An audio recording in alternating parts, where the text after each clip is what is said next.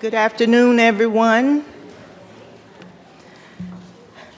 My name is Paulette Holmes, and I work in the prestigious Office of Human Capital, Employee Services Group in the Division of Pay and Benefits.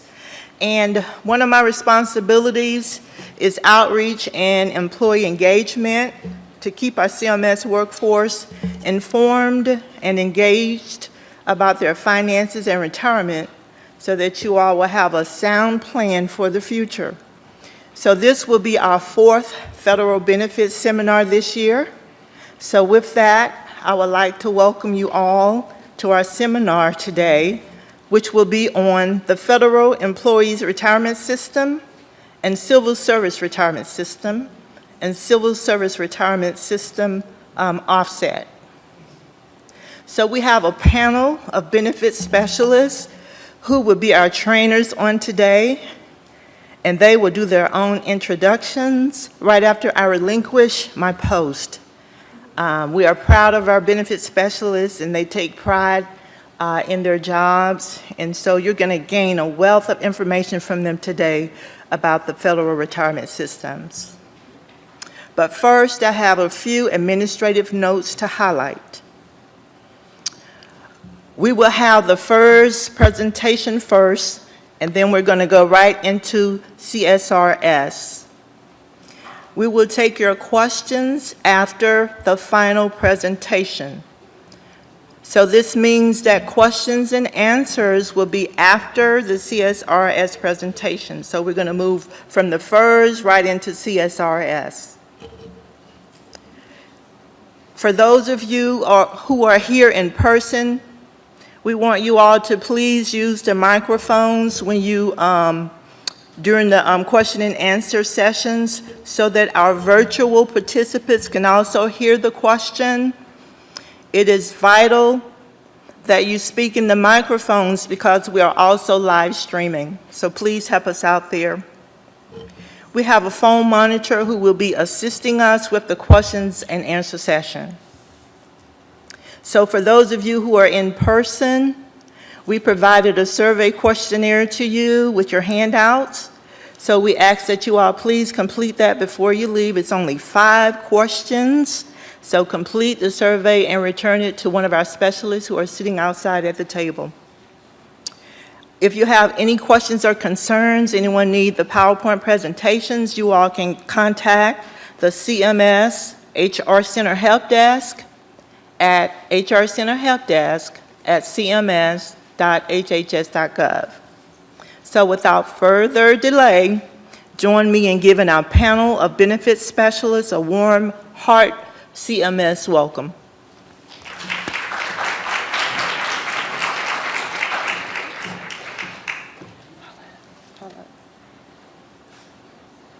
Good afternoon, everyone.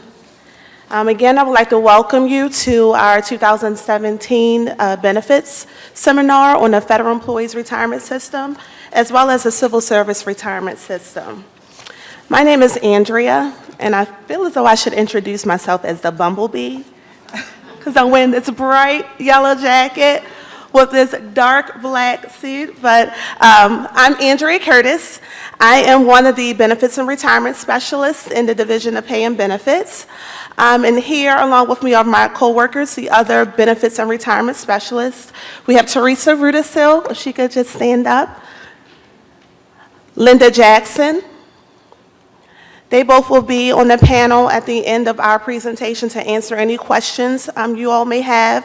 And then behind me is Stephanie Gates Edwards, who will be also presenting on the Federal Retirement System, the Civil Service Retirement System. So I'm going to start off the seminar regarding the Federal Employees Retirement System, also known as FERS. So if I can just briefly get a hand of all employees that are covered under the FERS retirement system. Oh, most of you all. Okay, great, great. Well, hopefully I'll be providing you with some information that will help you make an informed decision about retirement, as well as help you on your planning for your retirement in the future. So I believe you all were given a handout upon entering the auditorium. so you can follow along with the presentation. If you do not have a handout, please step in the hallway and get one from the front desk. As Paulette mentioned, questions and answers will be taken at the end of the presentations. So please, as we're going along through the presentation, please write down any questions or concerns you may have so that it can be addressed at the end. So going along with some of the topics we're going to cover, pretty much everything you need to know about FERS. The overview, the components to FERS, the contribution rates, the survivor benefits, the federal benefits that you can carry into retirement, as well as what you all want to know: when can you retire? When am I eligible? I have no concern for that now because I have about 35 more years until I can retire. So there'll be good news for you all to hear, but not for me. So moving on to the FERS retirement system. Oftentimes, I meet with particularly new employees and some seasoned employees regarding FERS, and they are under the assumption, which is to be correct. Well, not correct, but I can see why. They think FERS is, there's 3 retirement systems under FERS. And the answer to that is no. There's only one federal employees retirement system. However, a few years ago, Congress and OPM then changed the contribution rates. So there's only one FERS retirement system. However, how you contribute to FERS is based on the year you came on duty or a career appointment with the federal government. So we're going to talk a little bit about that. FERS originally originated on January 1st of '84. So any employees that were hired between January 1st of '84 through 12/31/12 were covered under strictly FERS. Then the year 2013, any new employees that began their career appointment under the federal government were still under FERS, but their contribution rate changed. So they called it the revised annuity employee. Okay, and we'll talk about what that change was. And then those hired January 1st of 2014 to present are contributing under the further revised annuity employee. So as you see on this slide, we have the years of when the contribution or the revised annuity rates changed based on the appointment of the employee at that time. So you may have some break in service. So there may be some of you that were hired prior to '84 under a career appointment under civil service, and you were vested under civil service. Can someone just call out, how many years of service do you need to be vested?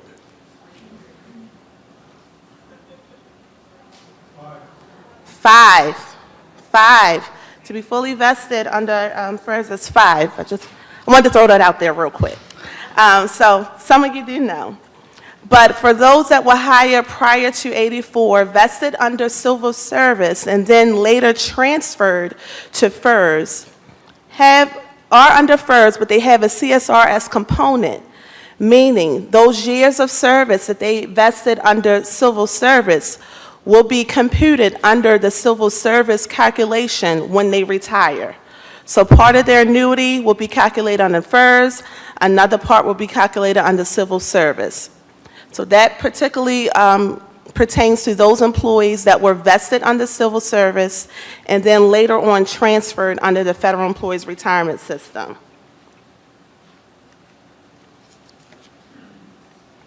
So if any of you all know, oftentimes when FERS is talked about, it's talked about as a 3-tier retirement system.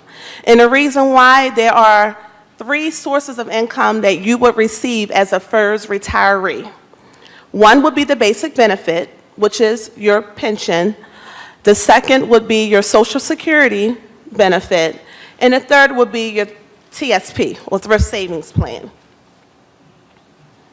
Just so you know, this is not a Social Security or TSP seminar. However, all FERS employees pay 6.2% of their biweekly salary into Social Security, and then Thrift Savings Plan, the agency automatically contributes 1% of your biweekly salary into TSP, whether you contribute or not, and then there is a matching according to what you put into TSP. So going on to contribution rates. This slide is slightly incorrect, and so if you all have a pen or pencil on hand, if you can make the change on your slide. So for those that are strictly FERS, hired 1/1/84 through 12/31/12, you are paying 0.8% of your biweekly salary into the FERS retirement system. So this is a mandatory contribution, can't increase it, cannot decrease it, it's mandatory. However, the agency, instead of what the slide is saying, is not putting in 13.2%, they're actually putting in 13.7% of your biweekly salary. So while you're putting in 0.8%, the agency is contributing 13.7% of your biweekly salary into FERS. For FERS Ray, the revised annuity employees, so those are the employees that were hired in the year of 2013 only. They're putting 3.1% of their biweekly salary into FERS, and then the agency is putting in 11.9%. So instead of 11.1, which this slide is showing, the agency is putting in 11.9% of their biweekly salary into the retirement system. And then for FERS Fray, the further revised annuity employee, those are the employees that were hired under the federal government in the year 2014 to present. They're putting in 4.4% of their biweekly salary into FERS, and the agency is putting in 11.9%. So if you can make that correction, 11.9. So as you see, when they revised it back in 2013, they're pushing for the employee to contribute more, okay? They're pushing for the employee to contribute more because they're finding that a lot of employees are not contributing as much as they should into their retirement. And we all want to go out into retirement comfortable. We want to live comfortably. So that's why they are increasing the rates. So MRA, if you've been to any retirement seminar, you'll hear MRA. MRA stands for the minimum retirement age. This determines when you are eligible to retire based on your age. So in the next two slides is a chart of the years you were born and then the corresponding minimum MRA to let you know at what age you are eligible to retire. So for those that don't know, just take a look, find your year, mark that age, mark your calendar, then you'll be good to go. So we go into the different types of retirement. There are several types of retirement that are offered to federal employees. One is the immediate retirement. We may say optional or voluntary retirement with no reduction. No reduction meaning there's no penalty out of your retirement annuity. To retire on immediate retirement with no reduction, you must be at your MRA, your minimum retirement age, with at least 30 years of federal service, or age 60 with at least 20 years of service, or age 62 with at least 5 years of service. If you fall under any of those categories, you can retire immediately and receive an annuity with no reduction, no penalty. Then there's an immediate retirement with a reduction, okay? Under this type of retirement, you can retire at your MRA with at least 10 to 29 years of service. Okay, you can retire at your MRA with at least 10 to 29 years of service. Your annuity is reduced 5% for each year you're under the age of 62 if you retire with less than 20 years, or 5% reduced each year if you are under the age of 60, if you retired with at least 20 to 29 years at the time of separation. Okay? So again, with the immediate retirement with reduction, you can retire at your MRA with 10 to 29 years of service. Your annuity is reduced 5% each year you're under the age of 62. If you retired with less than 20 years, or it reduces 5% each year until the age of 60. At that time, the penalty then ceases. There's no reduction out of your annuity.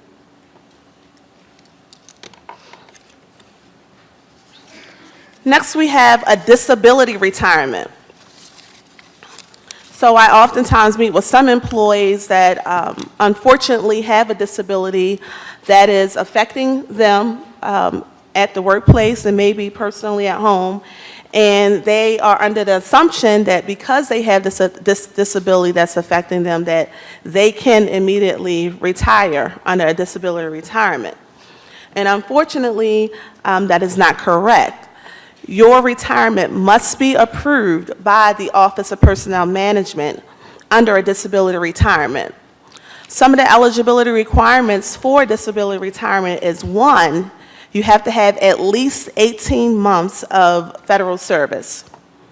So not 30 years, not 25, not 10, at least 18 months. And the advantage of that, there's no age requirement. So that's a good thing. There's no age requirement for disability retirement, just 18 months of federal service. In addition to that, you have to have a disability that prohibits you to perform your normal duties at the same rate, pay rate, and grade. And how that's determined is your supervisor has to certify part of your application to say that your disability is prohibiting you from performing your normal duties, as well as the agency has to certify that they were unable to accommodate you throughout the agency, not just in your current division, in your current position, but they were unable to accommodate you throughout the agency in another position at the same rate and grade due to your disability. Once all of that information is certified and sent to OPM, they then make that determination along with documentation from your doctor to determine if you would be eligible and approved for a disability retirement. So please keep that in mind, that those requirements must be met in order to qualify or be approved for a disability retirement. Under a disability retirement, the annuity is actually calculated differently than the regular FERS annuity. It's actually much higher. I'm not going to go into detail about it, but it talks about it on this slide. For a FERS employee, you usually get 1% of your average high 3 salary times your years of service. While calculating a disability retirement, you get 60 and 40% of your average high 3 salary in order to calculate your disability annuity. However, it's then offset by the Social Security disability benefit that you receive.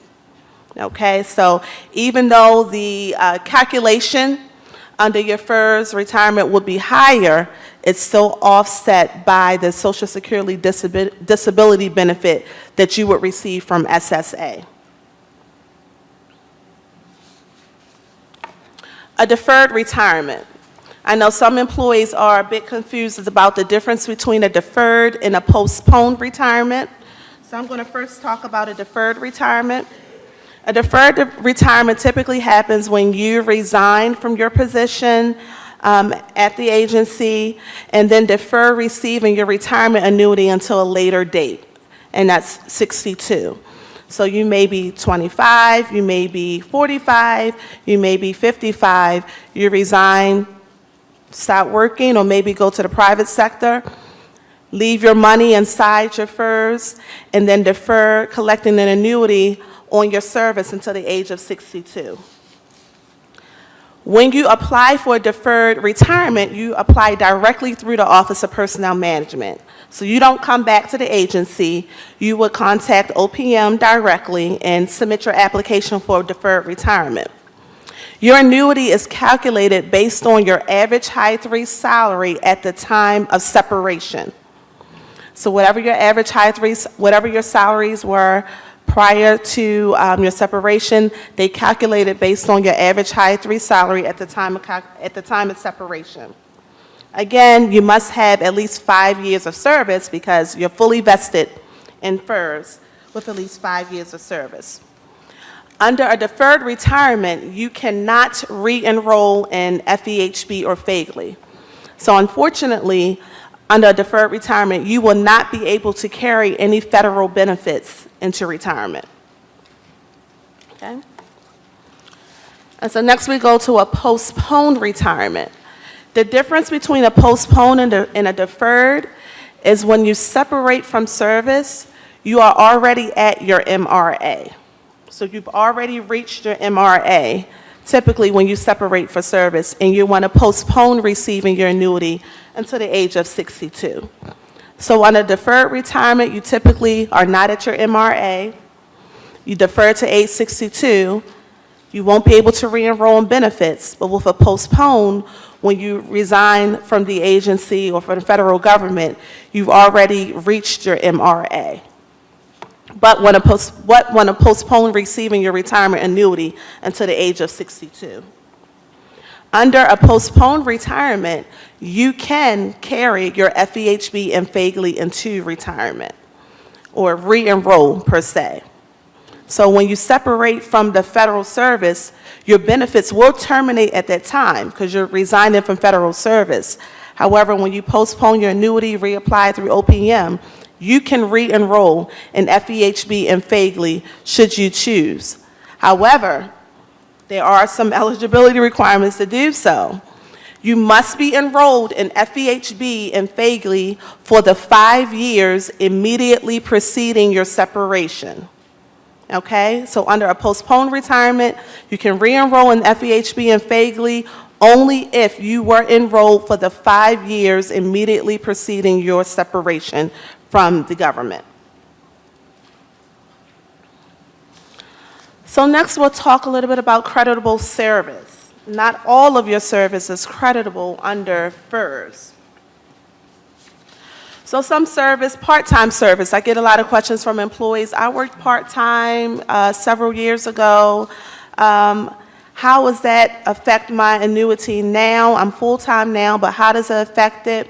All part-time service is creditable as full-time credit for eligibility in years and months. Okay, so if you worked part-time for a year or two, back in 80, back in 90, maybe in 2010, that's fine. Your part-time service is considered full-time credit when calculating how many years of service you have. Where the part-time service will make a difference is if your salary held during your part-time career was your highest salary held. Okay, so you might have been 40 hours per pay years ago, and now you're 10 hours per pay now. Your base salary is higher now. However, you earned more back when you were doing 40 hours per pay. Well, that will then be calculated in your retirement annuity. Okay, so your base pay is prorated based on the hours that you worked, only when calculating the annuity and determining your average high 3 salary. I know that was kind of confusing. Hope you all get it. But again, all part-time service for years is considered as full-time credit. It only affects your annuity when calculating the average high 3 salary if that part-time service time was included in your highest salaries held throughout the government. It's then the base pay is then prorated by the number of hours you worked. And then civil service and civil service offset service is potentially credible. And the reason why it's potentially credible, if you received a refund it would not be creditable, meaning if you, going back to those with a FERS with a civil service component, if you prior worked under the Civil Service Retirement System, had a break in service, withdrew your civil service retirement contribution at that time, later became reemployed by the federal government under FERS, that time under civil service will not be creditable towards your retirement because you took a refund. And we'll get into the refunded service. Leave without pay. Leave without pay less than 6 months in a calendar year is creditable towards your retirement, okay? Any leave without pay in excess of 6 months in a single calendar year is not creditable. Intermittent service or temporary service is creditable. It will be according by the number of days worked or the hours you worked during that time. Workers' compensation is also creditable, so time you're out on workers' compensation, that time is creditable, as well as any breaks in service less than 3 days.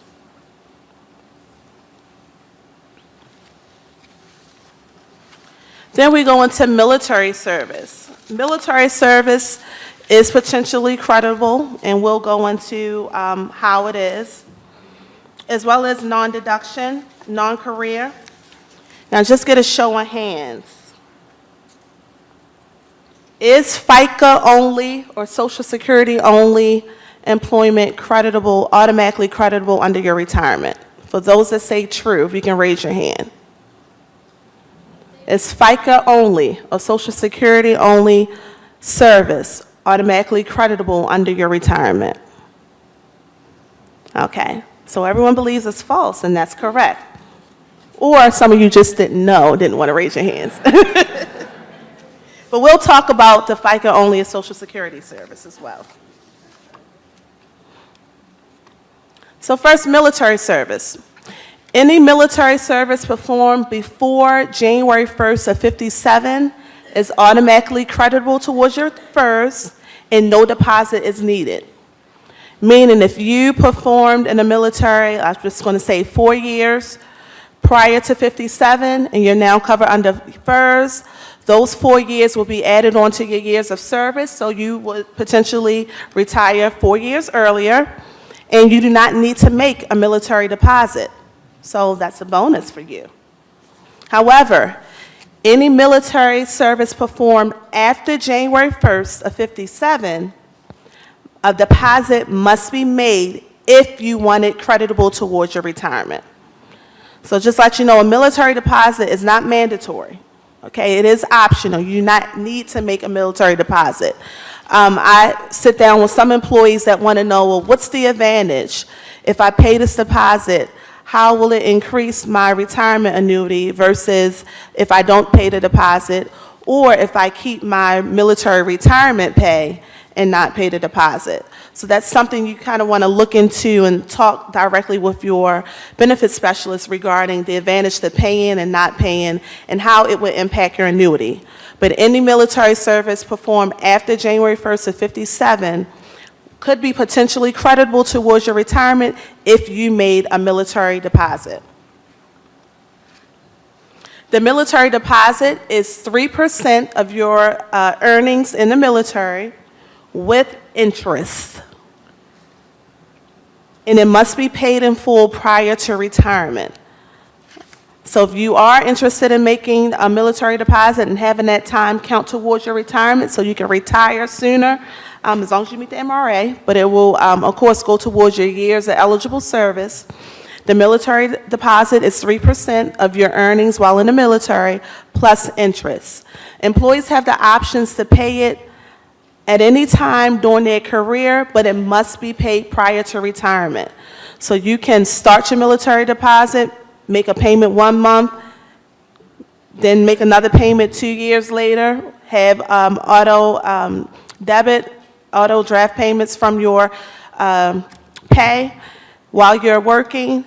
As long as it's paid in full at retirement, all of that time will be creditable towards your retirement.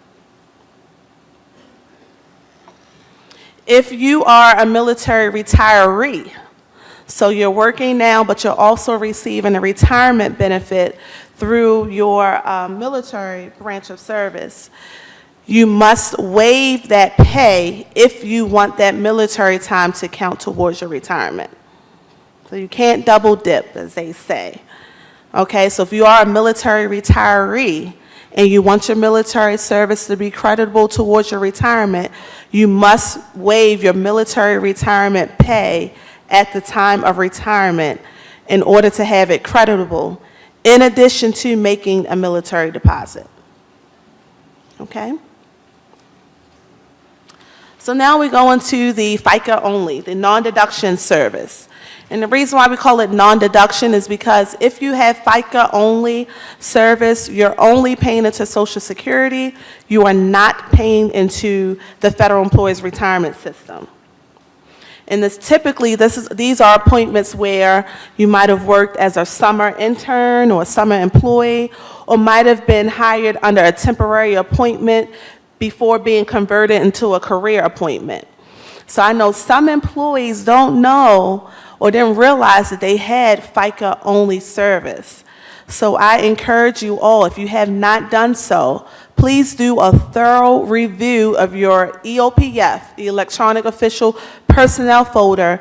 Look at your SF50s from when you first started with the government. On one of the blocks, I'm not too sure the number, but it will say either 1, which stands for Civil Service, 2, which is FICA only service, or you may see a K, which stands for FERS. If you see 2, or it says beside it FICA only, you are not paying into the retirement system during that appointment, and that time potentially is not creditable towards your retirement. So that's considered non-deduction service. Any FICA only or non-deduction service performed before 1/1/89 receives credit for eligibility, meaning it counts towards your years and or months of service. However, it will not be included in the annuity calculation if a deposit is not made. Now, what's a deposit? A deposit is you paying back into FERS for that time that you did not pay into it. So if you had a summer appointment from June through August and you were FICA only, you weren't paying into the retirement system. If you want those 3 months to count towards your annuity calculation, you will have to pay into FERS what you would have paid back then with interest. Okay? The disadvantage, well, not the bad side to that is that interest is going to accruing from the time you either separated that FICA appointment or was converted to a career until the time you pay that deposit in full. So I've sat down with employees. We might have calculated their contribution at the time of their appointment might have only been $100. They're looking to paying the deposit, so those 3 or 4 or 5 months can count.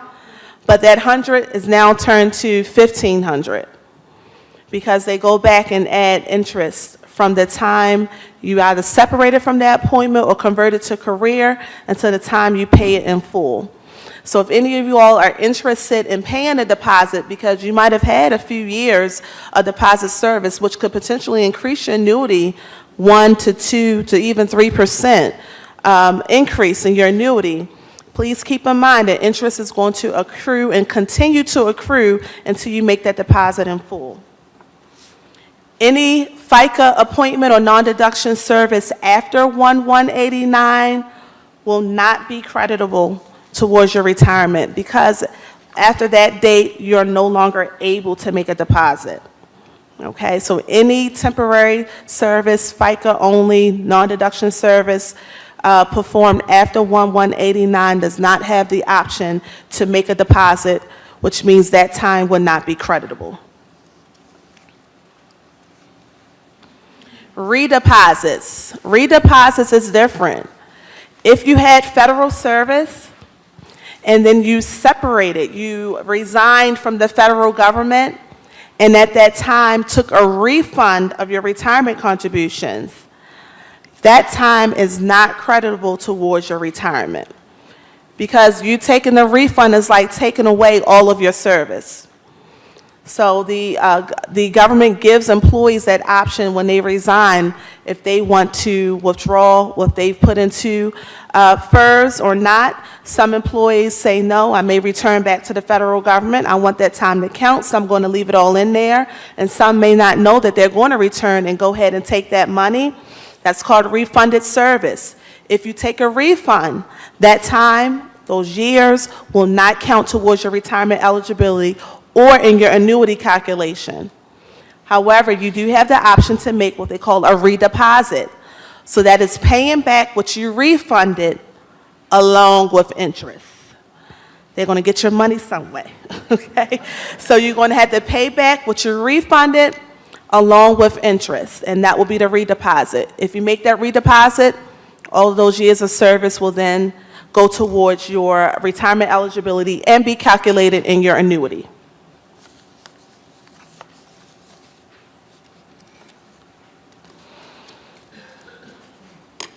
Sick leave, a huge thing. When you retire, you are not paid out for sick leave, okay? You are not paid out for sick leave. You're paid out for annual leave, credit hours. You're not paid out for sick leave. And then just to put in a caveat, you're not paid out for time off awards either. I don't have that in here, but that comes up often. When you retire, any unused annual leave on the books, credit hours on the books, unused comp time, that's paid out to you in a lump sum payment. Time off awards are not paid out. So if you have any time off awards at the time of retirement, you want to use it up. Use it before you separate because you will not be paid out for that. As well as sick leave. Sick leave is not paid out at retirement. However, you can apply your sick leave to your service credits. So any and all unused sick leave on the books at the time of your retirement will automatically be used to calculate your service credit under the FERS retirement system. For those employees that were first civil service and then later transferred to FERS, your frozen sick leave balance under civil service, meaning at the time you converted or transferred to FERS, you had a civil service sick leave balance. That sick leave balance, all of that balance will be calculated or added into your civil service credit. So as I stated a little earlier, we have some employees that are FERS but have a civil service component. They were vested under civil service, therefore that time would be calculated under the civil service.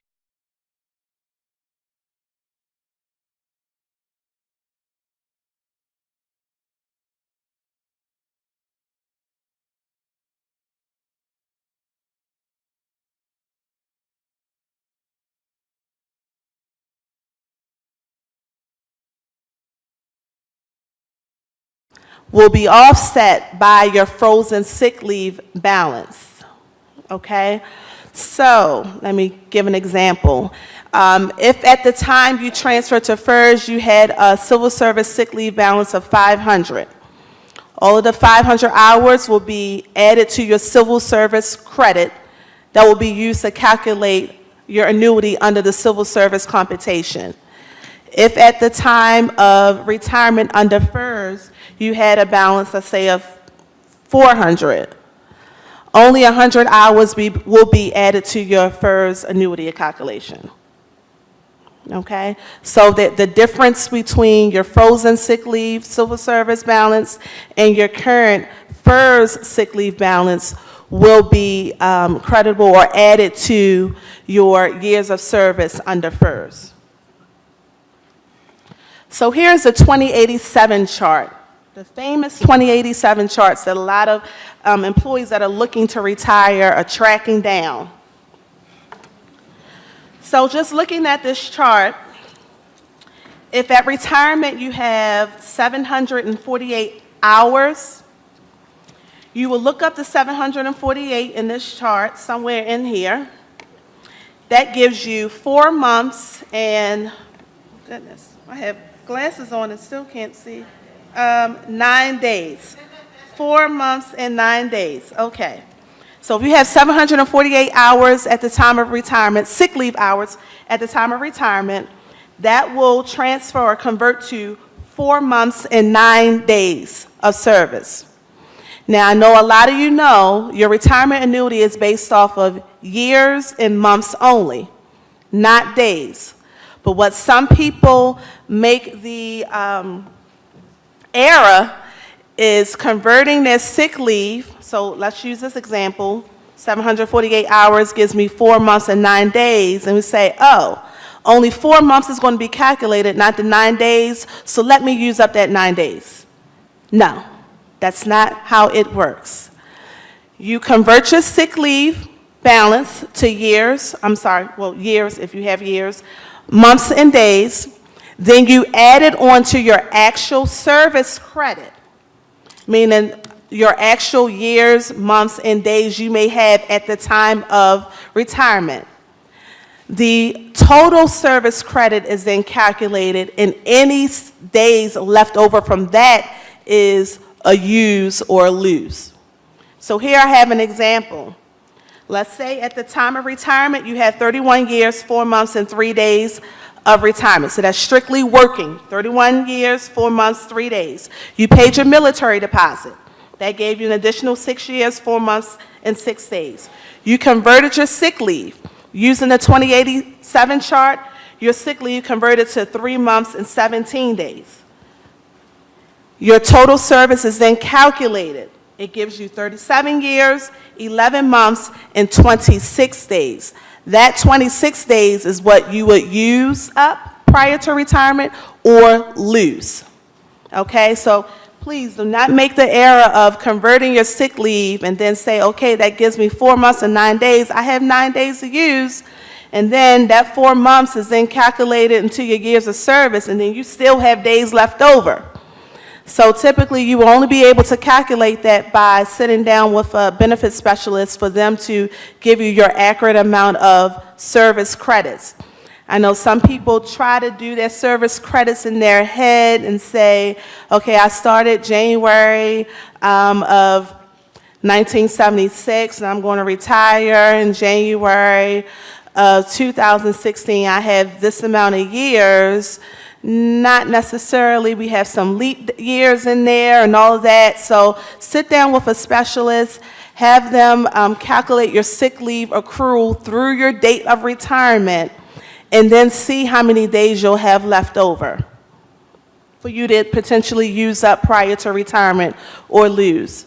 If you have just too much, maybe as in this case, this person has 26 days that they'll lose, and you're retiring in less than a month, and you know you can't use up those 26 days, donate your leave. The voluntary leave transfer program is a benefit we offer to employees. You can always donate your leave to someone that may need it. Oops, let me go back. I hear talking that no one want to donate their leave? It's a good benefit. Yes. Yeah, no, question and answers later. Yeah. Just annual leave. I'm sorry, that's why the chatter. I'm sorry. Can't donate sick leave, I'm sorry. Just annual leave. So you got to use it or lose it, sorry. Average high 3 salary. The calculation for your average high 3 salary is your total pay, meaning your basic plus locality, and then it's the average of your highest 3 salaries held, consecutive years, okay? So for most employees, their highest 3 salaries held are their last 3 years of service, but then there are some employees that have held their highest 3 years prior to the last 3. Whatever your highest 3 consecutive years of salary held will be used in your annuity calculation to determine your average high 3 salary. In the calculation, it does not include any overtime, it does not include any bonuses, nor cash awards. Okay? So it's your total pay, including your locality, the average high 3, the highest 3 year salaries held, the 3 consecutive years, we averaged it, and that will be your average high 3 salary.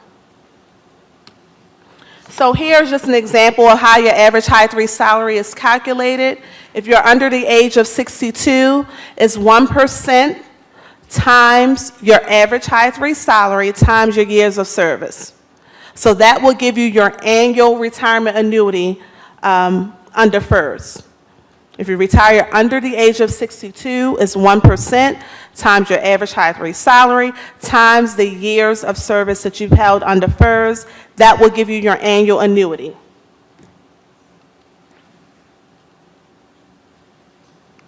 So here's just a calculation of how the average high 3 salary is calculated. Keep in mind, the average high 3 salary, again, is the 3 highest consecutive years of pay, but it's the pay earned within those 3 years. It's the pay earned. So as you see in here, the last 2 columns, the basic pay for this employee in the year 2013 was $112,774.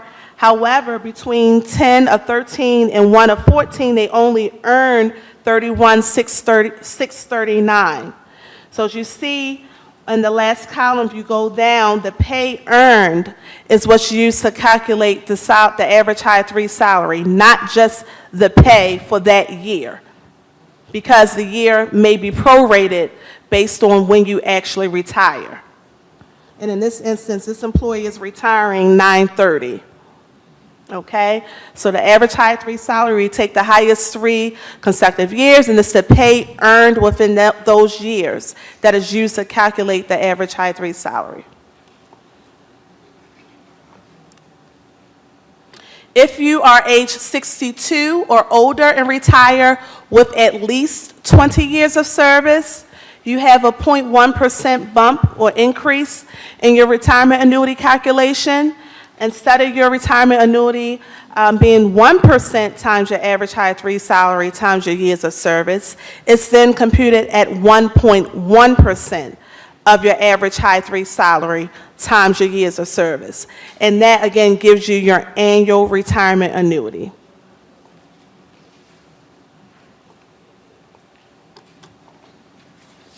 The FERS Annuity Supplement. The FERS Annuity Supplement is a benefit that OPM provides to FERS retirees. Again, it's an extra benefit, so it's in addition to your basic pension or your basic benefit. It substitutes your Social Security.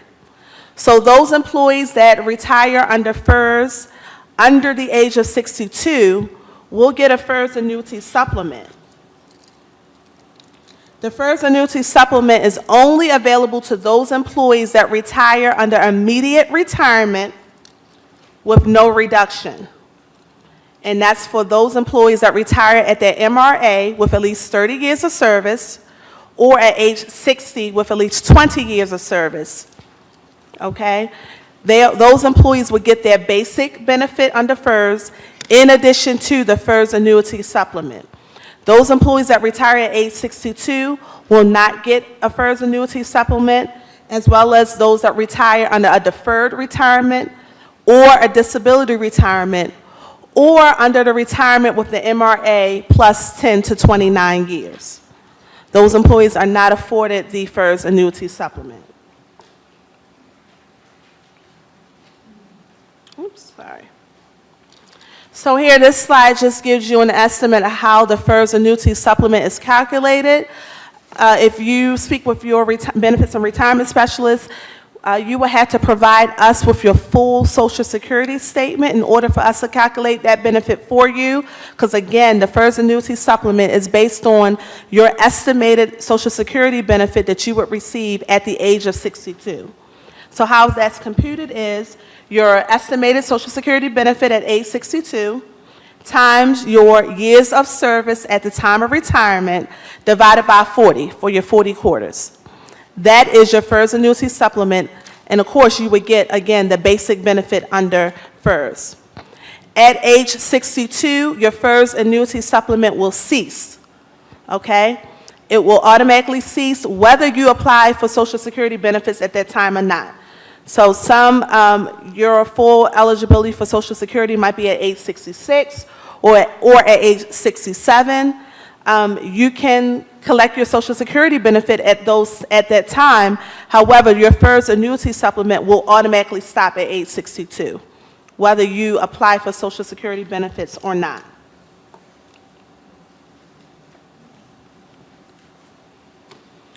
So we're going to talk a little bit about survivor benefits. Who receives a survivor benefit? Well, a former spouse with a court order can potentially receive a survivor benefit, your current spouse, any minor children, as well as a person of insurable interest. If there is no survivor benefit payable, then the order of precedence takes place if there's no beneficiary form. So some employees say, well, why do I need to fill out a beneficiary form if the order of precedence is going to take place? Well, if you don't have a survivor benefit or a survivor that is going to be paid a survivor benefit, then you might want to leave those funds with someone else of your choice. If there is no designated beneficiary on file, then the order of precedence takes place. The order of precedence is first a spouse. If no spouse, then child. If no child, then parent. If no parent, then the executor of estate. If one is not established, then it's the next of kin. That's only if you do not have a designated beneficiary and there is no survivor benefit payable. So the survivor benefits for a spouse. This is a benefit that is required by law to provide to a current spouse, okay? So a survivor benefit is required by law to be provided to a current spouse.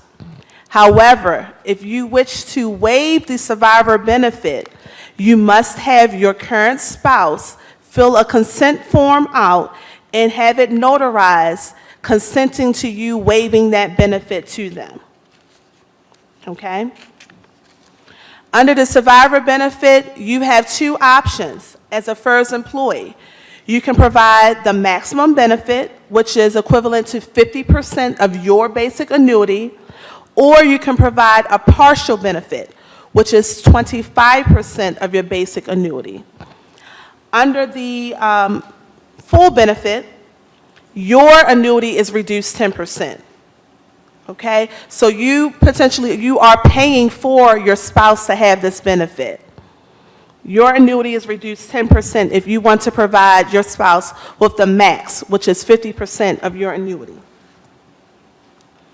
Under the partial benefit, you're providing your spouse a quarter of your basic annuity that you received in retirement. However, your pension is then reduced by 5%. Okay, so you're taking a 5% reduction out of your annuity in order to provide your spouse with a quarter of your basic benefit should you pass away in retirement. And then on the slide, it just gives an example how the benefit is calculated. A person of insurable interest. If you do not have a spouse in which a survivor benefit is payable, however, you have a person of insurable interest, could be a domestic partner or a common law partner, you can provide a survivor benefit to them. Now, the calculation for that is slightly different because it's determined by the difference in age of you and your partner. So if you do have a person of insurable interest that you would like to provide a survivor benefit to, should you pass away, speak with your servicing benefits and retirement specialist. We will need to get a little bit of information about your person of insurable interest. They must be in good health, and we have to determine your age and their age to see what the annuity or the survivor benefit calculation would be. A shared survivor annuity, this is typically for those employees that have a court order to provide an annuity to a former spouse, and then they are also currently married and want to provide an annuity to a current spouse.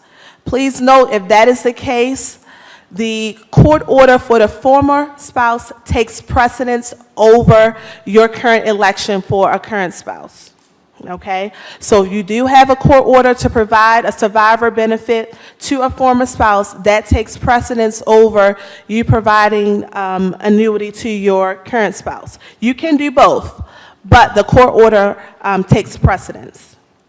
And that's considered a shared survivor annuity. Survivor benefits for children.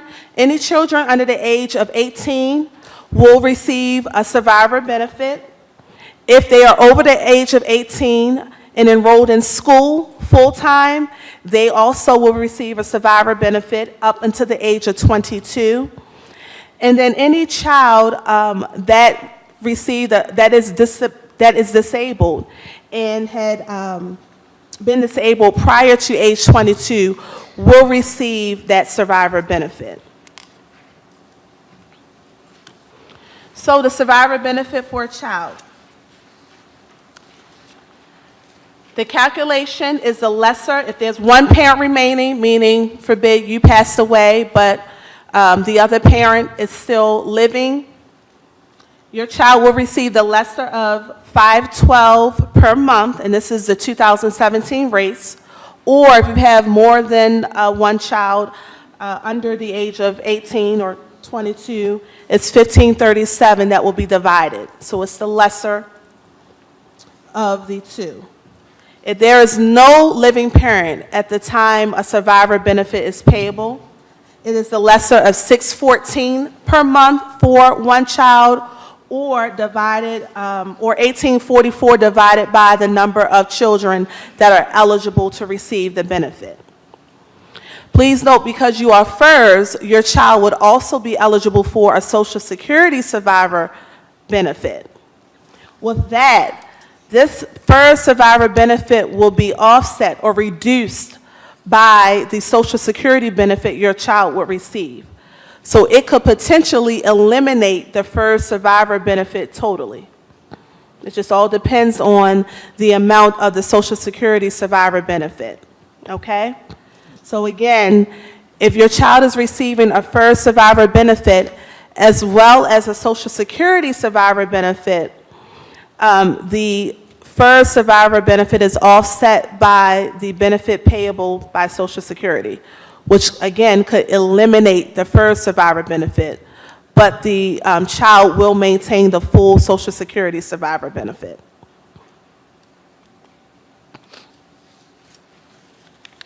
So I'm wrapping up a little under the FERS presentation. I'm going to go into benefits. Now the benefits I'm going to cover also pertains to civil service employees as well. So Stephanie will not be covering the benefits, but I'm going to cover it, and this is both for FERS as well as civil service employees.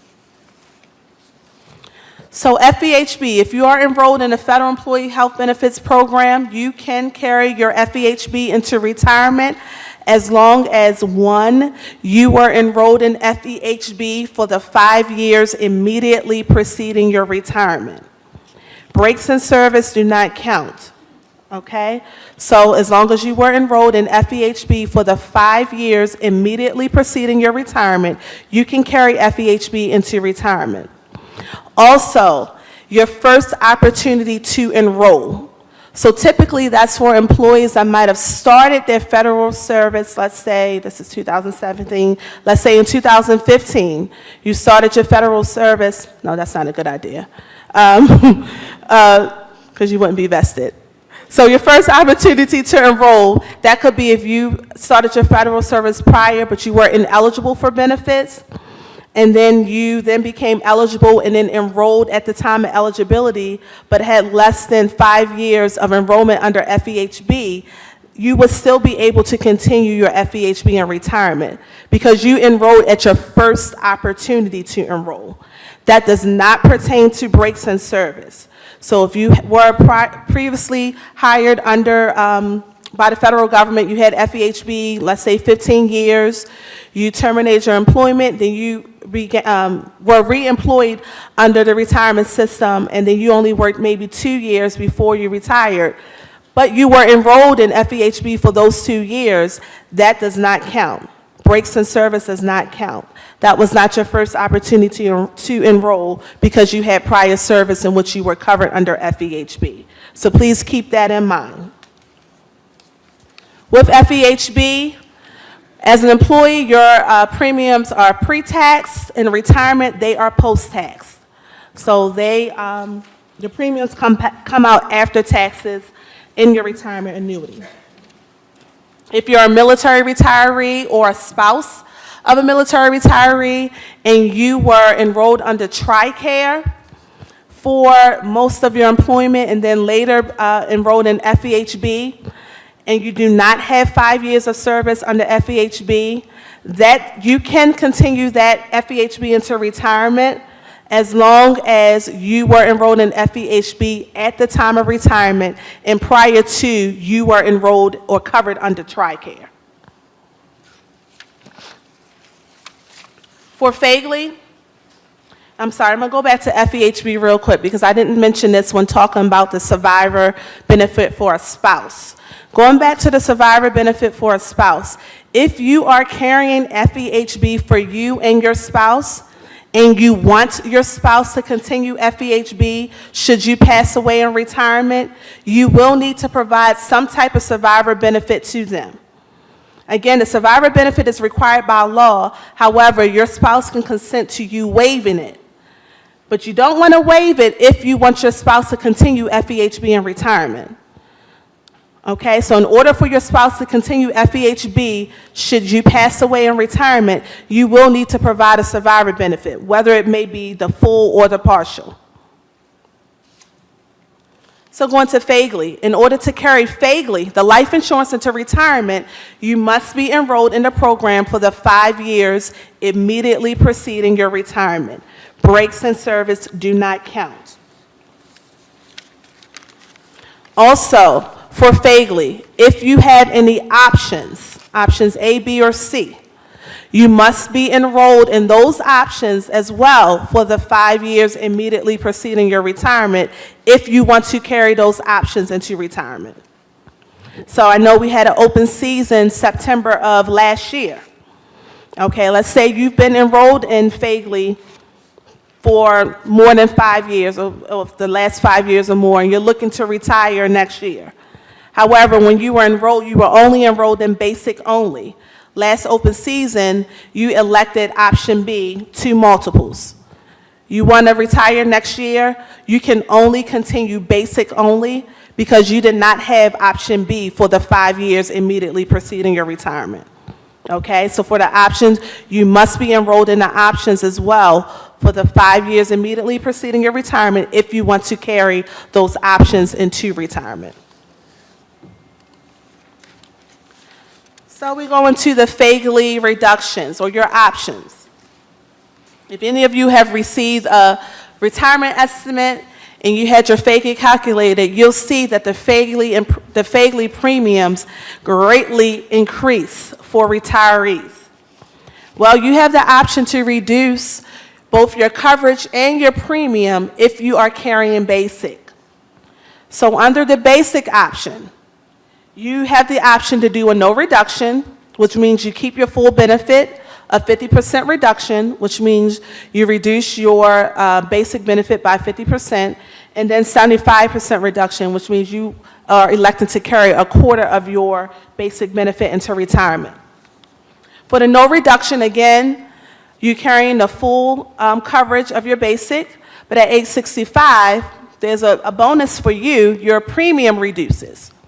So you keep the full benefit, however, your premium will reduce. So you put a little bit more money in your pocket. With the 50% reduction, you keep your full benefit at the time of retirement, and then at the age of 65, 2 things happens. Your basic benefit will start to reduce 1% each month until it gets down to 50% value, and then 2, your premium will also reduce.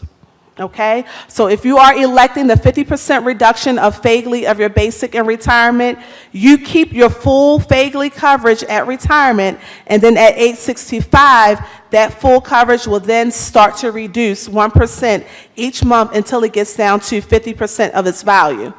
and also the age 65, your premium will reduce. So you put some more money back in your pocket. For the 75% reduction, you keep the full basic coverage at the time of retirement. At age 65, two things happens again. One, that basic coverage will start to reduce 2% each month until it gets down to a quarter of its value. And then two, you no longer have to pay for it. So it's free. Okay? So that's only with the 75% reduction. At age 65, it's going to reduce till it gets to a quarter of its value. And then you no longer have a premium for FEGLI. It's free. If you are carrying option A into retirement, as you know, option A is just a flat $10,000 in addition to your basic. With option A, you don't have the choice in a reduction or not, it will automatically reduce. So for option A at retirement, you have the full $10,000. At age 65, two things happens. Your option A, the $10,000 benefit, will reduce 2% each month until it gets down to $2,500. And then the second thing happens is that the premium is also free. It's zero. So I have some employees that have basic and option A, and they say, you know what, option A is just $10,000. It's going to automatically reduce to $2,500. I'm just going to waive it. I say, no, don't do that. I mean, you have that option. However, it's going to be free at age 65. Okay, even though it's going to automatically reduce down to $2,500, it's still free. So keep that in mind for option A. For options B or C, it's a little different. For options B and C, you only have the option to do a no reduction or a full reduction. No reduction meaning you keep the full value of your options B and C. However, instead of you putting a little bit more money in your pocket at age 65, you're going to put out more money. So for options B and C, your premium increases starting at age 65 and in 5-year increments. Okay, so for options B and C, if you keep the full value, your premium is going to increase every 5 years. If you choose the no reduction, meaning you would keep, let's say, option B, 1 times your salary at retirement, you will pay the applicable premium for the option B. At age 65, that option B will start to reduce 2% each month over a period of 50 months until it ceases down to zero. And then also at age 65, you no longer have to pay for your FEGLI. So that's only with the no reduction for options B and C. You keep the full value at retirement, you pay the applicable premium. Once you reach age 65, it's going to start to reduce until it gets to zero, and at that time, you also no longer have to pay for it. FEDVIP, that's the Employees Dental and Vision Insurance Program. There is no requirement for enrollment, so it does not matter how long you were enrolled in FEDVIP. You can continue it into retirement. Your premium is also paid with post-tax dollars, not pre-tax as it is, not pre-tax. With FEDVIP, your premiums are not automatically deducted from your retirement annuity. So when you sit down with your benefits specialist, on your retirement application, there's a question that asks, are you enrolled in federal dental and vision insurance program? You check off yes, and right beside it, it says, in order to carry your dental and vision insurance into retirement, you must contact Benefits. You must contact Benefits. Benefits is our third-party administrator that coordinates all of our dental and vision enrollments. If you want to continue it to retirement, you must contact them. I suggest doing it a few weeks before your retirement. Let them know that you are retiring and that you want them to bill you for your dental and vision insurance. Reason is OPM will not automatically deduct it from your retirement annuity. FEHB and FEGLI, OPM will, not dental and vision. So if you want to continue it, you must contact Benefits. For FSA, the flexible spending account, that benefit is not afforded to retirees. So if you are enrolled in a flexible spending account at the time of retirement, that will terminate as of your retirement date. You cannot carry the flexible spending account into retirement. Any expenses incurred after your retirement date will not be reimbursable under the flexible spending account program. For long-term care, you can continue long-term care into retirement. It's portable. If you want your premiums to continue under your long-term care program, you must contact LTC partners. OPM will not automatically deduct those premiums from your retirement annuity. So we get to when can I retire? When's the best time to retire? For FERS employees, the very last day of the month is the best time to retire. I get some employees that I talk to and say, well, I read some website online that said the best day is the end of the pay period. Why are you saying it's the last day and not the end of the pay period? Okay, the end of the pay period is a very good day. However, it's not the best day if you are a FERS employee. The reason why the very last day is the best day is because you go into pay status the very next day for retirement. So if you're looking to retire September 30th, you will go into pay status for retirement on October the 1st. If you choose any other day of the month to retire, you will not go into retirement until the 1st of the following month. So if you say, I want to retire September 15th, you can do so. However, you will not be paid for the 16th through the 30th. Your retirement payment will commence effective October the 1st. So that's why the very last day for FERS employee is the best day to retire. Now, how does the end of the pay period come into play? Why do they say the end of the pay period? Well, the end of the pay period comes into play is if you retire in the middle of a pay period, you will not get the leave accruals for that pay period. So if September the 30th falls at the very end, that Saturday, that's a bonus for you because that's the best day to retire as a FERS employee. Your pay status will commence the next day, and then you'll get the full leave accrual for annual and sick leave for that pay period.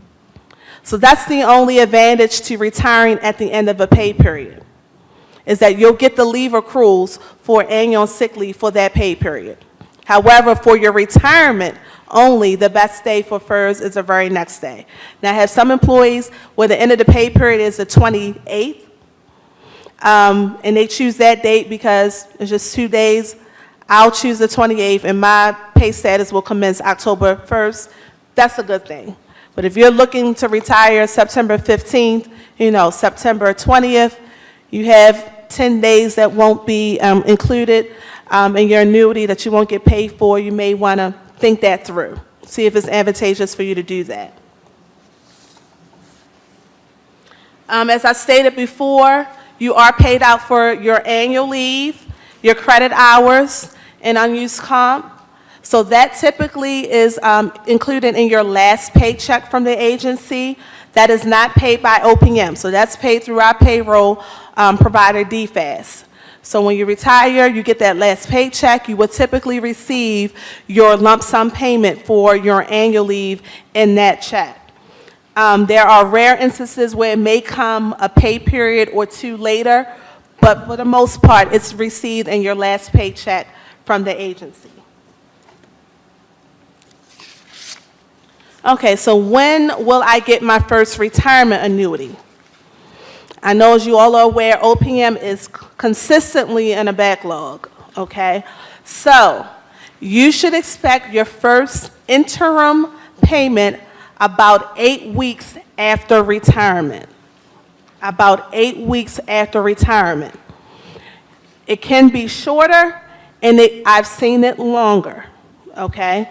So you should receive your first interim check about 8 weeks after retirement.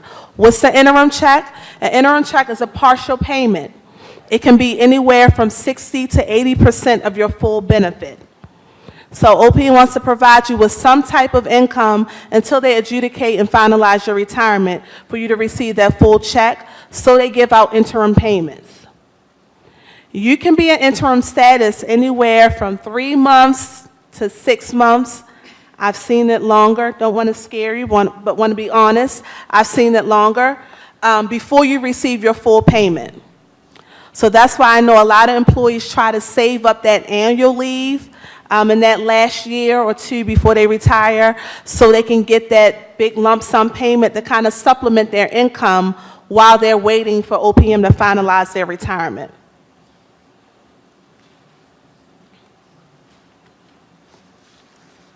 So before I go finish up here and wrap up who do I contact, I just want to bring to your attention for you all, if you are not aware of some of the resources we offer, EBIS, the Employee Benefits Information System, is a system for you to use if you want to compute your own retirement scenarios.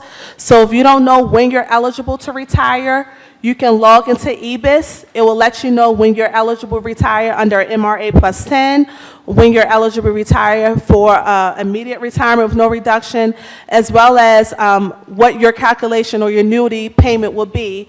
Of course, it's based off of your current salary, but you can kind of gauge what your annuity would be. It also will calculate a disability retirement if you were looking into that.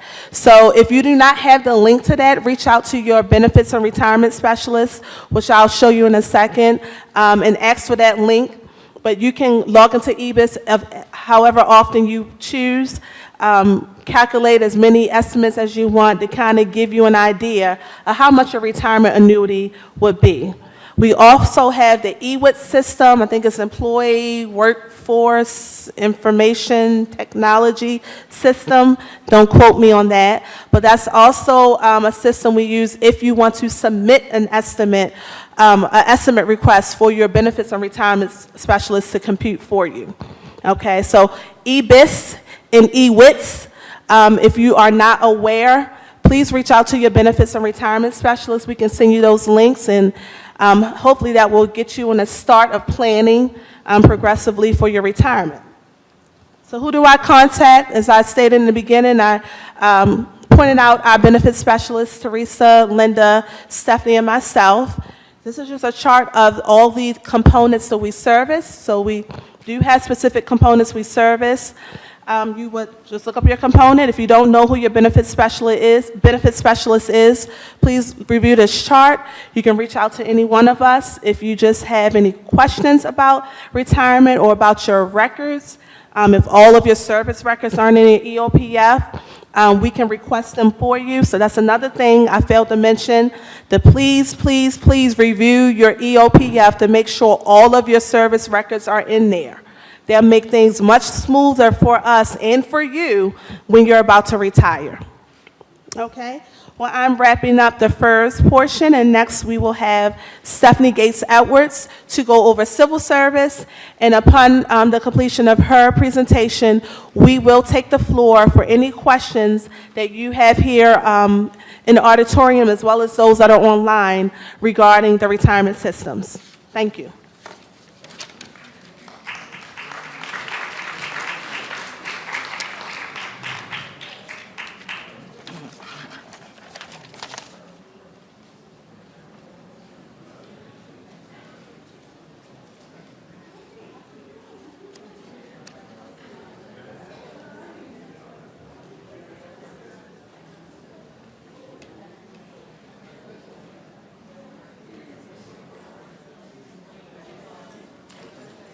Good afternoon. My name is Stephanie Gates-Edwards of the Division of Pay and Benefits. I will be going over the Retirement System CSRS, Civil Service Retirement System, and the Civil Service Retirement System Offset. As you see, we have various topics that we will be covering. I won't touch on each one of those, but we'll be covering retirement contribution rates, creditable service, sick leave, calculating creditable service,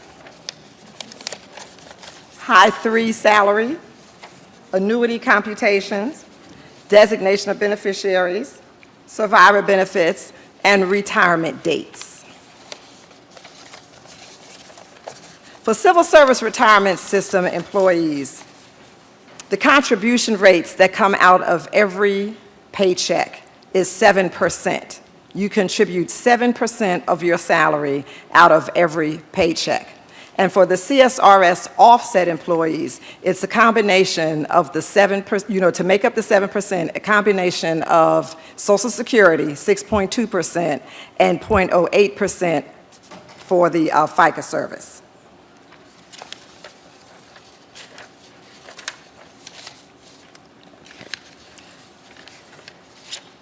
All right, for employees, you are all eligible for if you had to go under disability retirement. And for disability retirement, this is for employees who are no longer able to perform their duties because of their particular illness. A lot of employees that I've had, they will ask me, does the federal government provide short-term disability? And we say no, the government does not provide short-term disability. I will sometimes refer employees to enroll in AFLAC if they would like to see short-term disability. Other than that, for disability retirement, you have to go ahead, fill out the retirement paperwork, the disability paperwork, and then you would have to get a supervisor statement. Your supervisor would have to complete their form to show how your job is affected because of your injury or illness. And then you have the physician statement form. Your doctor has to provide a full medical statement because of your illness. In order to be eligible for disability, you have to only have 5 years of civilian service.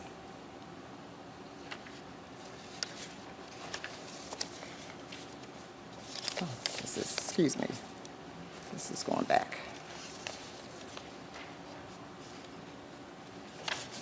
Okay, wait a minute. I'm sorry. I'm going the wrong direction. I'm so sorry. Let me go back a little bit. I had jumped the gun.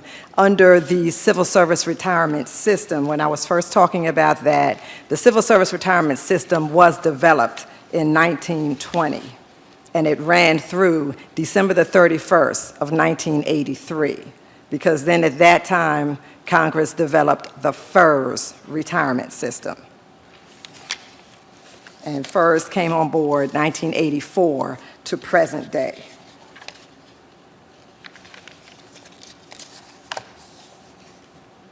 My clicker is not working, I'm sorry. Okay, for immediate eligibility for Civil Service Retirement System employees to be eligible to retire, you have to be age 55 with 30 years of service, age 60 with 20 years of service, or age 62 with only needing 5 years of service.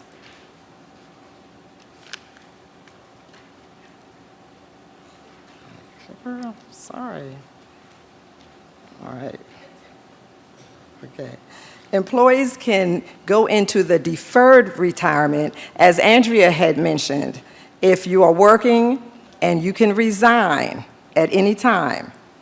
As long as you have 5 years of creditable service, you can resign. Don't take your money out of your retirement system. And then upon reaching age 62, you could apply for the deferred retirement. If you apply for deferred retirement, you must be aware that you cannot re-enroll into your benefits. You will not have life insurance or health insurance benefits.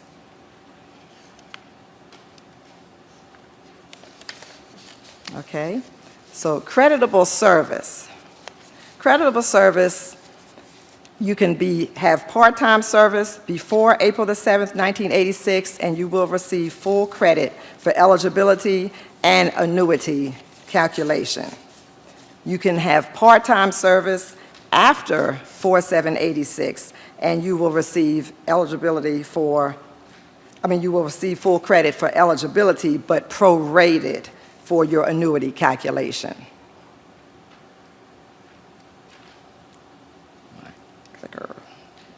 Sorry. You can also have, for creditable service, leave without pay, and your leave without pay, you're allowed for up to 6 months in a calendar year. You can have intermittent service, and intermittent service is WAE service, which stands for while actually employed. You can be involved in workers' compensation, and that's creditable until you return or you're approved by OPM. And you can have breaks in service up to 3 days. You can also have military service, and military service is potentially creditable. Non-deduction service, or as Andrea mentioned, non-deduction service is any temporary appointments. They call it non-deduction because you are not paying into a retirement system. You are paying into temporary Social Security. And it could be refunded service. Okay? For your military service, any military service performed prior to 1/1/1957, no deposit is required, and you will get credit for eligibility and annuity calculation. Military service performed after 12/31/1956 and under CSRS before 10/1/1982. If a deposit is, you can make a deposit, you will receive credit for eligibility and your annuity calculation. The deposit is 7% basic pay. However, if you have military service and you want to waive that particular military deposit so that you can include that time into your retirement, you can waive it under through OPM. You would have to, it's an application form that you would fill out, and you can check off to say that you want to waive your military payment to be able to have that time included with your retirement calculation.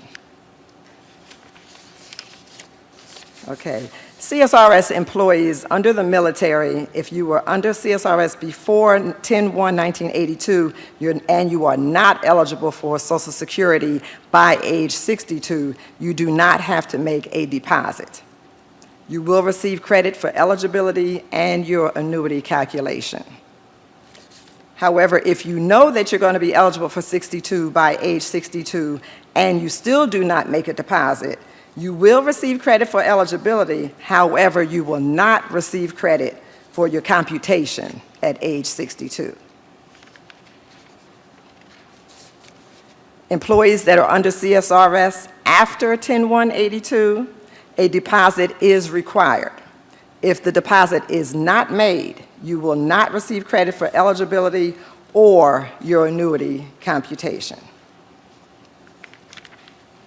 Okay, civilian deposits. Civilian deposits, as we mentioned, are temporary employment that you may have had in your early years coming on board. And if you make a deposit towards your retirement under your temporary time, you will receive full credit for eligibility as well as your annuity calculation. If you do not make a deposit, you will get credit for eligibility. However, your annuity calculation will be reduced by 10% of the amount due.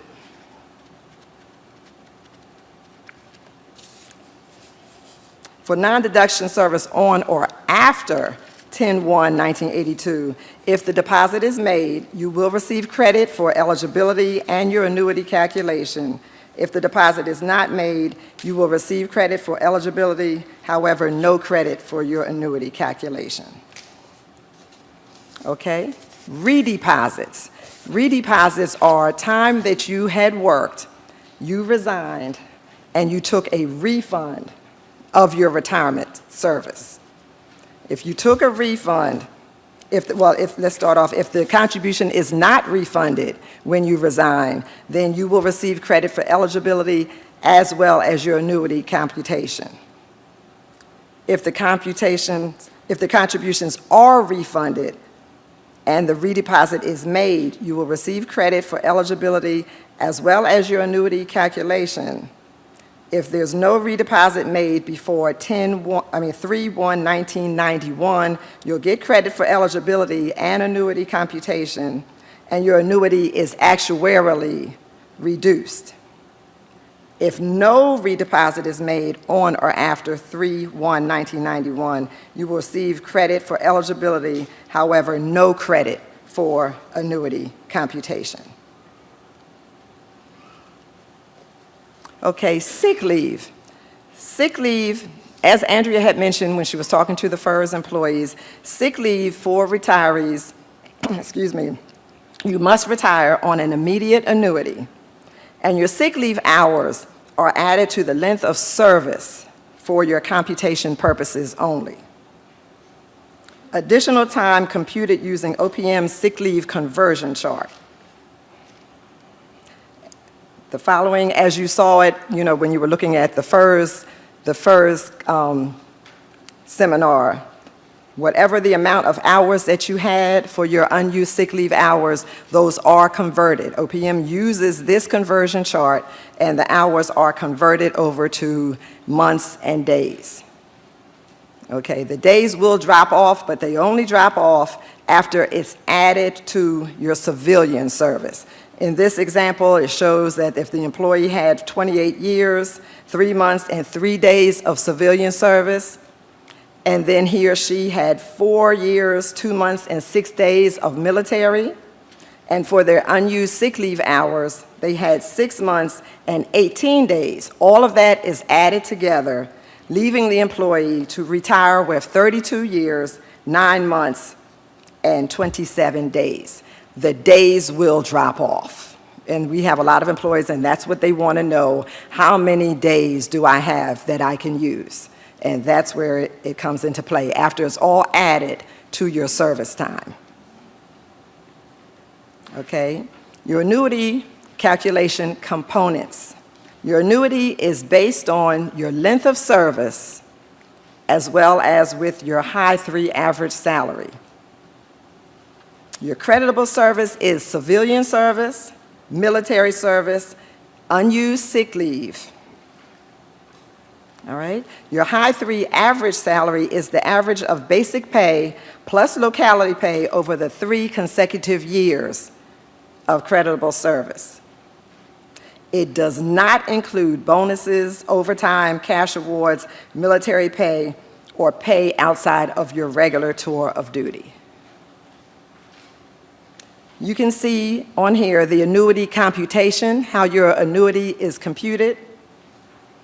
The 1.50% times the high 3 average salary times the first 5 years of service plus 1.75% of high 3 average salary times the years of service between 5 and 10 years plus 2% times high 3 average salary times all the years over 10 years of service. Okay, the CSRS-Offset employees, the CSRS-Offset came into play from Social Security amendments of 1983. All government employees hired after 12/31/83 had to be covered by Social Security. This includes CSRS employees that had a break-in service of more than 365 days, and they had 5 years of CSRS before a break-in service, and then were rehired after 12/31/1983. CSRS offset is the lesser of Social Security benefit credited after 12/31/83, or by dividing the total years of offset service by 40 times total Social Security benefit at age 62. Who would receive survivor benefits? You have to go through the order at retirement time. If you had a former spouse that had a court order, that supersedes, that takes precedence over anything else. So the former spouse with the court order comes first. If there is none, then there's the current spouse, then insurable interests, and then any minor children. Designation of beneficiaries. The federal government has 4 different designation of beneficiary forms. These forms are not mandatory forms. I always advise employees when they're filling out, a lot of them may want to fill out the forms, but I tell them the forms are not mandatory forms, but if you do start filling them out, I always try to advise them, try to keep up with it, because you'll start filling them out. It could be a lot of times at the beginning of your service as a new hire, and you can put whomever as your beneficiary, and a lot of times then employees forget as the years goes on. But then after, when retirement time comes, and then they'll see, if they look at it, and then they'll see who was designated as their beneficiary, and it may not have been their spouse. So at that time, then they may want to change the form.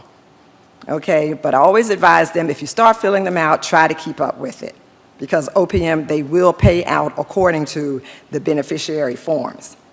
If an employee has not filled out a designation of beneficiary form and then they should pass away, by law, it goes by the order of precedence, which is set by law. And the order of precedence is the designated beneficiary first, and then a spouse, and then children, and then parents, and then the executor of the estate if one has been established, and then next of kin. Okay, for the survivor annuity elections, you can choose a reduced annuity when you're filling out your retirement paperwork. You can choose a reduced annuity if, with the maximum survivor if you are married. This is mandatory to provide your spouse with the maximum survivor benefit. However, some employees, when they see the amount, how it affects their retirement annuity, they may say, no, I don't want to do the maximum, and that's okay. They can choose a partial, less than the maximum. They can choose a partial survivor. However, if you are married and you choose a partial survivor, your spouse has to notarize the form. They have to consent to your election, and the form has to be signed and notarized. You can also choose an annuity payable only during my lifetime. As well, again, if you are married and you choose this is basically saying, I do not want to leave my spouse with anything. He or she also must consent to it and sign the form and have it notarized. If you are not married, that's the election that you would choose. A survivor payable only during my lifetime, no survivor. However, you can also choose an insurable interest, and you can choose a former spouse. That one is called a shared survivor. Former spouse along with current spouse. And the former spouse with the court order, that one takes precedence over the current spouse. Okay. I'm not going to go over the calculations for the survivor benefits, but you can see them in your slides.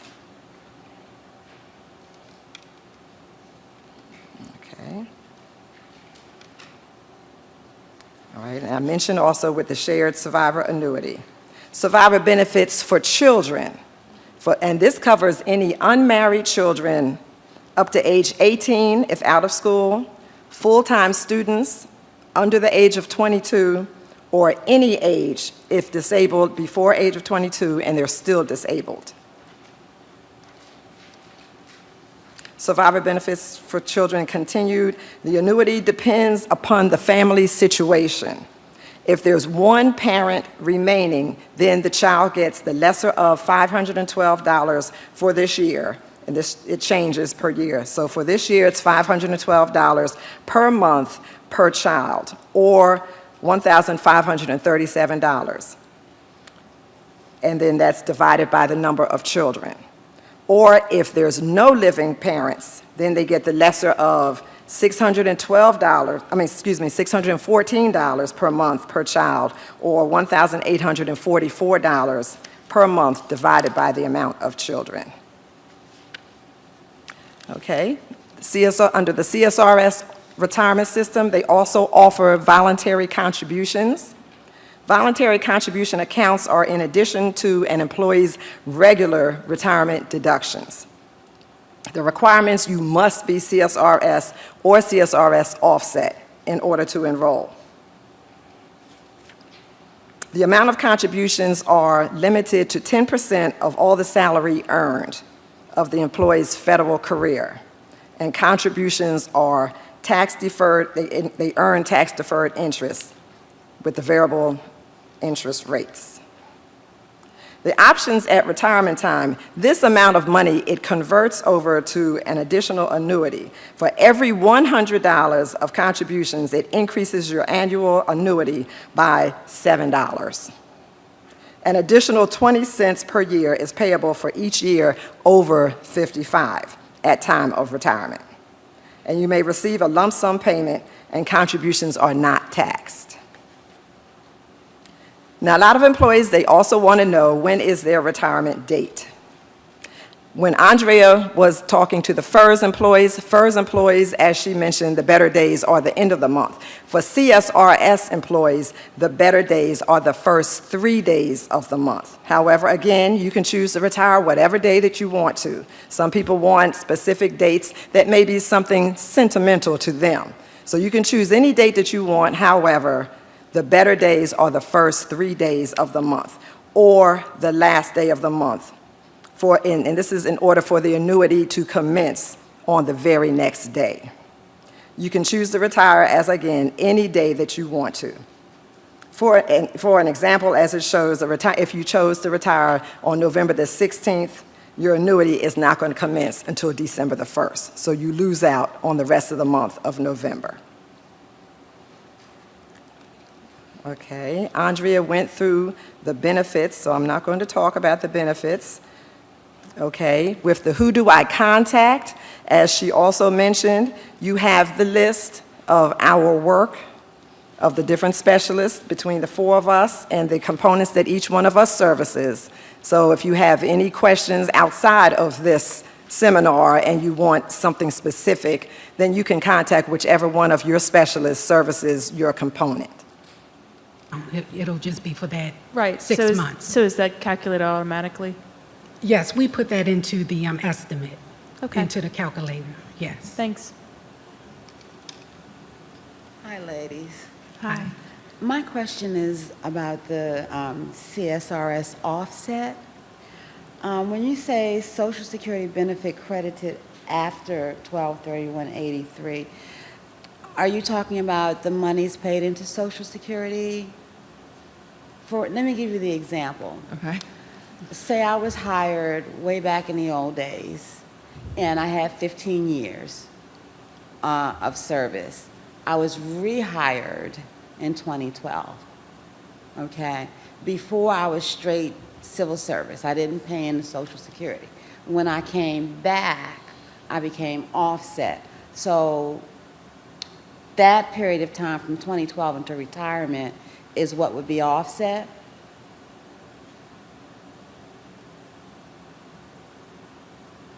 The whole amount now, because it's Social Security.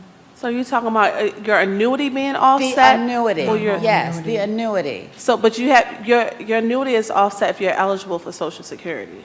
So it's offset So by your if you're Social Security. eligible for Social Security. Yes, it'll be offset by your Social Security benefit. So it would be offset by the amount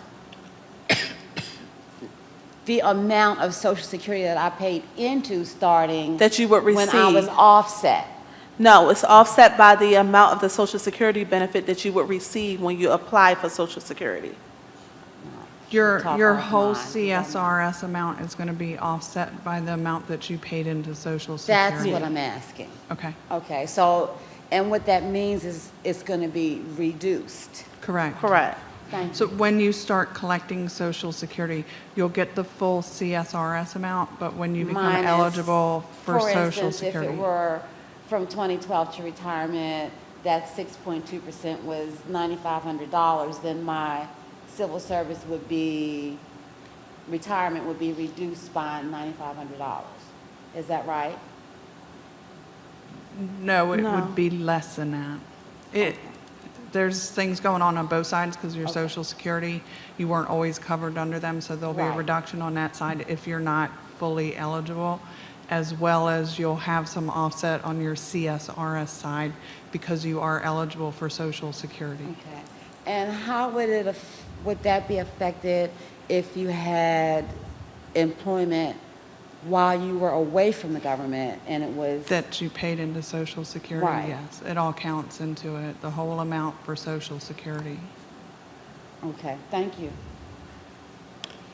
And I would definitely suggest you talk to your benefits specialist because like I said, there's things going on both sides, so it's a lot easier to sit down and actually look at your scenario to explain it to you.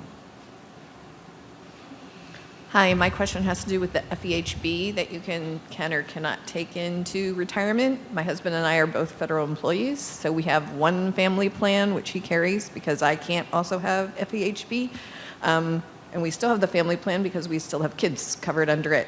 So if I were to retire and then he, for instance, would pass away, would I not be eligible for FEHB? Or do I need to, as soon as possible, we each go to our own individual plans? No, you are covered under FEHB. You're just covered underneath your husband's plan. Oh, okay. And you would just have to be able to have documentation that you were covered with him. I have the same, Okay. I'm the same as you. Okay. All right, thanks. Bye. Okay, we're going to take this question in the auditorium before we open up the lines. When you have your maximum years that you can have are 40 plus, right? After that 40 plus, that money goes somewhere, and when do you get it? Is it another hold, like they say you only get a certain percentage of your annuity because they can't calculate it all at the same time? Once you retire, OPM will pay that money back to you. If you have 41 and 11 years, the money that you're putting in there after that, OPM will return that money back to you. But And is it's there a once you- weight on that also, like your annuity? Or I'm sorry, because- say that again? Is there a weight, like on your annuity, you only get 60 or something % for so long, or do you get that lump sum fairly quickly? I'm not sure when OPM will give you. I It's guess once when they they finalize finalize it. your case, then they'll give you the money back. Yeah. So once your So that annuity is means- finalized, then you'll get that payment in lump sum. So you mean that's another weight? Because Correct, Yes. correct. There So it's is- lump sum with interest. There's interest. And you cannot count any sick days after a certain period of time, right? If you have 40-some years in and you have sick leave at the end of the year, that sick leave can't be calculated to add years because you can't have any more years, right? Your sick leave does, 41 years and 11 months is 80%, and then the sick leave adds on top, so you could have 83% of your high three paid out. So it can be over 40-some years. Say you're here 50 years. The sick leave That can add on. counts more towards your years of service? I'm probably the only one here that is the Going question. with the chart, beg going your with the pardon? chart that was showing, the Yeah, but I don't know. I've 2087 got so chart. many years, I don't know how many. It Yeah, depends so Linda, upon- she's asking, is the sick leave, if you already have 41 years and 11 months and you have sick leave, will the sick leave still count towards your retirement annuity? And the answer is Yes. yes. So they can add more years. Okay. Just wanted to know. Okay. So we're going to open up the line and take a couple questions before we take more in the auditorium.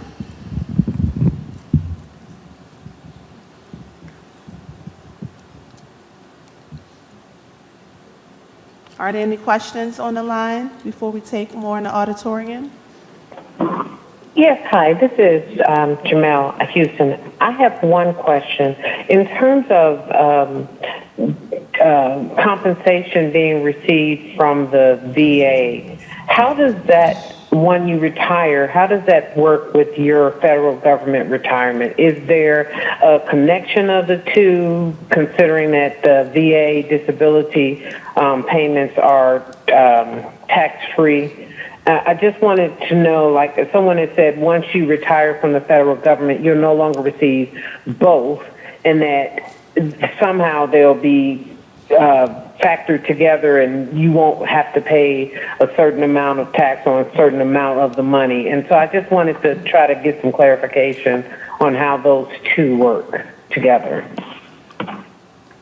Hey, Janelle, they're completely separate, what you're getting from the VA and what you would get from from OPM as your annuity is completely separate. Okay, thank you. Any other questions on the line? At this time, we are taking questions to the audio line. If you have any questions at this time, you may do so by using the raise hand feature, and your lines will be unmuted.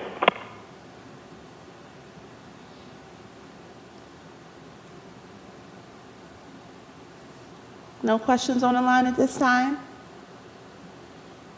Okay, I know there were a couple people that were coming up to the mic in the auditorium. We'll take your question. If you are a civil service offset and at the age of 62 you're eligible to start collecting Social Security, do you have to take it at 62 or can you wait until 65 or 67?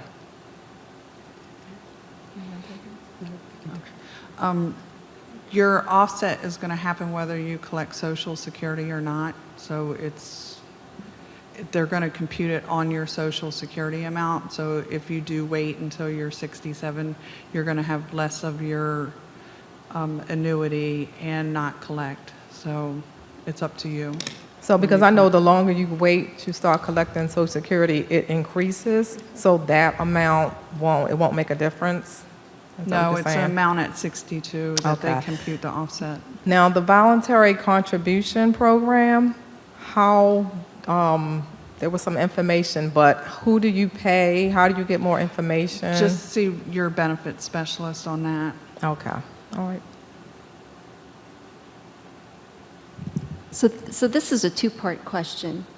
If you're planning on retiring at the end of this calendar year, how soon does personnel want our paperwork? 30 to 60 days 30 to 60 days? from And your this- retirement date. Before the retirement date? Okay. 30 to 60.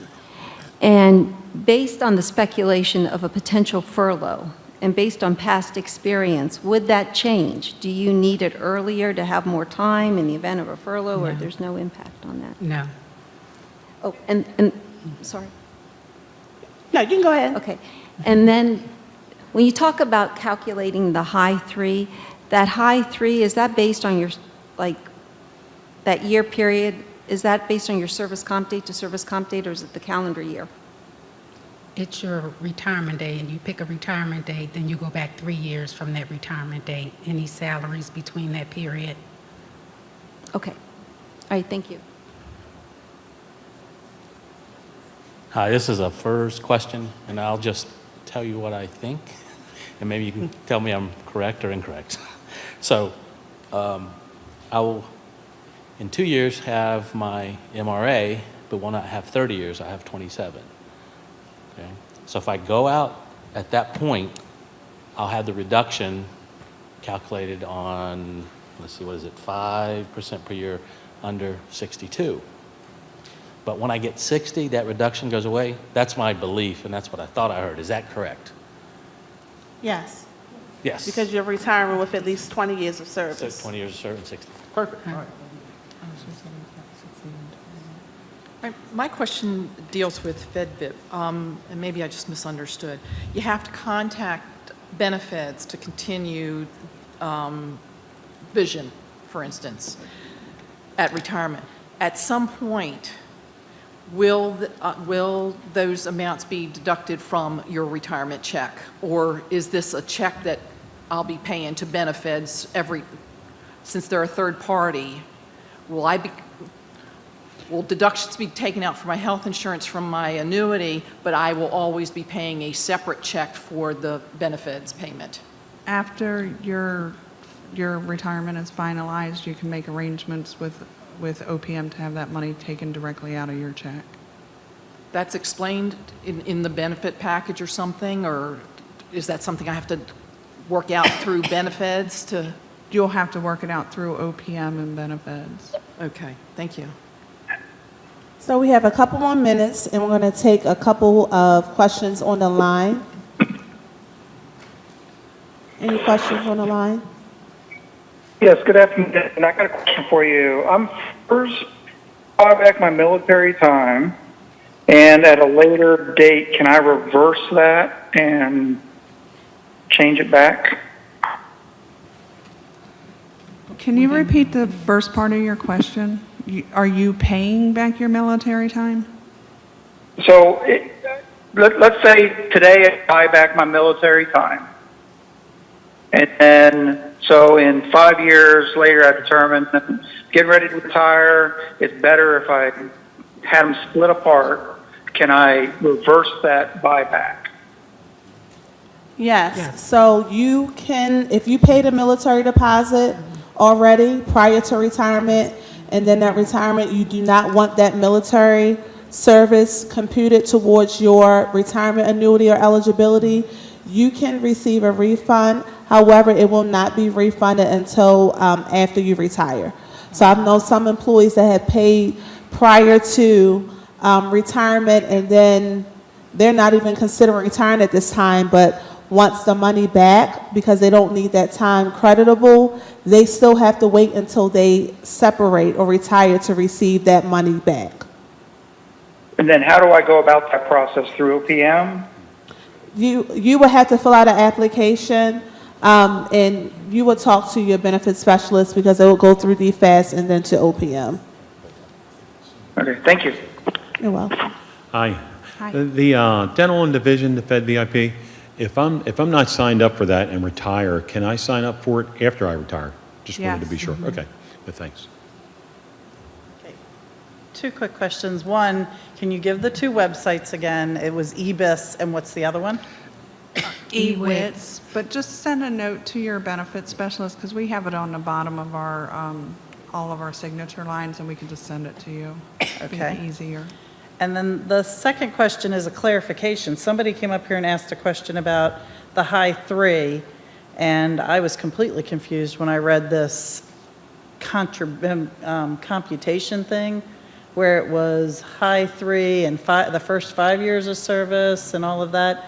And this, How you do the computations Yeah. for civil service. So they take the first 5 years of your, it's always your same high three at the end when you're retiring. right. So, and they just take the first 5 years times 1.5%. They take the next 5 years at 1.75, and the rest is all by 2%. The first 5 years of your salary, the first 5 years of what? Your service, as long as you have more than 5 years of service time. 35? So it's always 5, and then the next one's 5, and then it's however many years you have left over at the bottom. Okay. You know, minus that 10. Does that make sense? Now it makes sense. Okay. So we'll take a couple more questions. This will be the last question in the auditorium, and then we'll just take just a couple on the line before we close. Okay. I had a clarification question about if I have a military spouse and I'm covered under TRICARE, do I need to buy FEHB benefits before I retire to be eligible to reinstate that later? Mm-hmm. So like if he dies and or I remarry or something like that, what's the rule? Okay, yeah, you can do it, you can sign up the open season prior to your retirement. Okay. And then at retirement, you Defer it? can, yeah, you waive it. And then I can reinstate it at any Yeah. time? And then if you ever need it, then it's in place for you to sign back up for it. So you got that right, that's correct. Awesome. Thank you so much. You're welcome.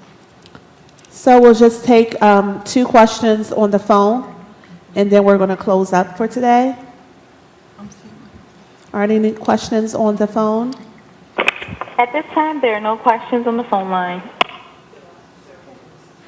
Okay, well, this wraps up our FERS and Civil Service Retirement Seminar. Those that are here in the auditorium received a survey, and I believe those online should have received the electronic survey along with the presentation. We ask that you please fill it out and submit it to the specialists that are in the hallway, or you can mail it to the CMS HR Center Help Desk. Again, thank you all for coming to our seminar, and have a great day. Thanks, guys.